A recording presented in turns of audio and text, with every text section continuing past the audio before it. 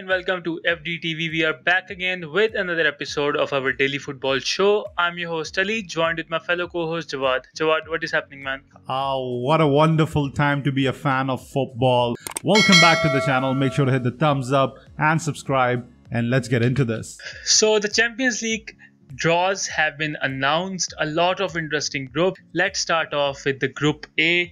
We have Man City, PSG, Leipzig and Club de Brugge. So Jawad, what is your initial reaction to this group? It's the group of death. But this year we've had two group of deaths. We'll get to the second one in a bit. But this is definitely the group of death. Great teams.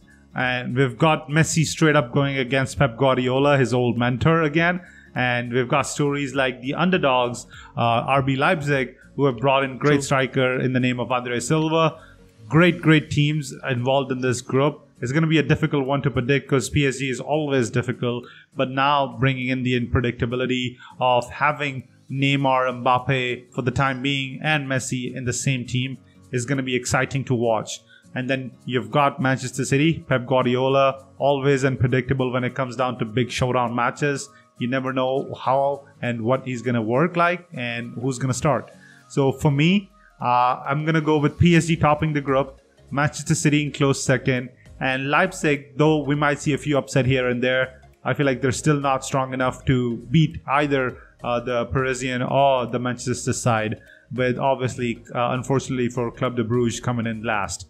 Absolutely, I agree. I think Club de Brugge is going out. That's not a single question. I'm pretty sure they will not get a single point from this group. Leipzig, they're not the team from last season. They don't have the manager, Julian Nagelsmann.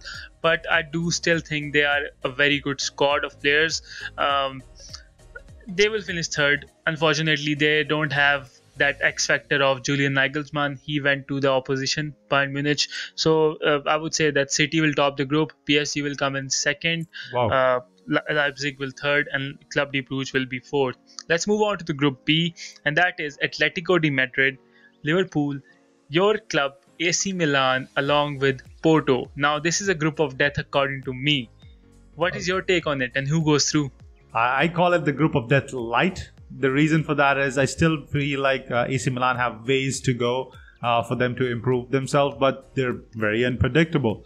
There's a team which has some great players, but we don't really have any stars right now. We have Zlatan Ibrahimovic and we've got Olivier Giroud. Both of them are up there in age, so it's going to be a difficult one for Milan to get out of. But it's against our old rivals, Liverpool, the team that absolutely humiliated us. So it's going to be something to watch. 15th of September is the date. I've already got it saved in my calendar against Liverpool. But with that said, I have to go with Atleti topping the group. Simeone's men have had a perfect start to the season, and they haven't looked like the team who can be beaten easily. So Simeone top the group, and then it's a toss-up for me, but I'm not going to go with my heart. I'm going to go with logic. I'm going to go with Liverpool second. And I want AC Milan to be out of Champions League and out of... I don't want them to be out of the Champions League, let me get that clear. But I don't want them to be in the Europa League. So I would much rather have them finish fourth. But unfortunately, I feel like Porto are not strong enough to get the W against either of the three teams. So it's Atletico, Liverpool, Milan, and then Porto. I think AC Milan made a big mistake again. They did not invest in a superstar like Domenico Berardi, Locatelli. I think they could have gotten one of those players, and this would be a different conversation entirely. For the second spot, Group C, another interesting group. I think Borussia Dortmund are very strong, Ajax, Sporting CP, and Besiktas. So what is your order for this group? Who goes through? So this is a group of young talented stars. This is the group of teams which build star, which actually nurtures them. So it's an academy group in my eyes. So I have Ajax topping them. I feel like Ajax at any time can have an upset in their hands. And even though we've got the Haaland factor of Borussia Dortmund, I still feel like as a team, Ajax is stronger. So Ajax tops it, and I'm going to go with Borussia Dortmund second. And Sporting de Portugal have had a good season in their league. So that form continues. They go down to the Europa League, I feel like, finishing third. And then Besiktas has to be fourth for me. Absolutely, I have to agree with the Borussia Dortmund factor that they are unpredictable. They're not the strongest team. I do think they have a lot of clearly visible flaws in their starting lineup, but I do think they have enough quality in their attacking line and their midfield to get the top spot just by a narrow margin for this group. So they take the top spot, followed by Ajax. Sporting comes in third, and the Turkey side, Besiktas, I think they will finish last. So Group D is an interesting group.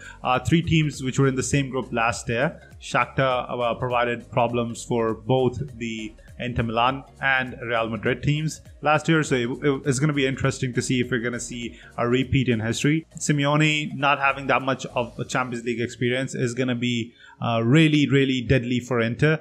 So Real Madrid top, I'm going to go with Shakhtar. And upset in the second place, Inter to be knocked out at third again this year. And then obviously Sheriff, welcome to the Champions League, but unfortunately it's the fourth place for you. Moving on to Group E, that is interesting. Bayern Munich, Barcelona, Benfica and Dynamo Kiev. Obviously Bayern Munich stumped Barcelona 8-2 in their pursuit for the Champions League a while back. So who goes through from this group? I don't see a hammering at the hand of Bayern anymore, but Bayern tops it. Barcelona qualifies in second, Benfica in third, and then we finish it off with Dynamo Kiev. Moving on to the Group F, Villarreal, the last time winners of UEFA Europa League, United, the finalists. Then we have Atalanta, Gasperini, their coach. Then we have Young Boys. So what is your standing for this group? So it's a group which I saw Manchester United struggling. That was before Ronaldo joined. So Ronaldo factor, having a great number 9, the Villarreal game, which was going to be tough. Atlanta, which is always tough, but still they're strong enough to qualify in this stage. So again, Manchester United, Atlanta, Villarreal, and then unfortunately Young Boys. See you later. So let's move on to the Group G. I think this is a fairly open group. So who do you have going through among Lille, Sevilla, Salzburg and Wolfsburg? Probably the most balanced group that we have got right now, right? So it's a group where most teams are on a similar pegging order. So I would say that Lille, they carry their form on from last year. Champions take the top spot in this one. And then I have to go with Wolfsburg. There might be an upset here and there because of the balance of the play, but still Lille should be number 1. And then number 2 would have to go with Wolfsburg, and 3 with Sevilla, and then Salzburg. Absolutely, that's an interesting take. I have to disagree with that. I think Salzburg will take the top spot in this group. They can run riot. I think their attacking play is remarkable. They're a very open side. They love to attack like Leeds United. And considering the defense of Sevilla, Wolfsburg and Lille, I'm not seeing anything but a top spot for Salzburg this season. Second, I would go with Sevilla. I think Lille will finish bottom because their manager from last season has left. He has joined Nice, and Lille had a poor start to this season in the league. Moving on to the last group, Chelsea, Juventus, Zenit and Malmo. Who goes through?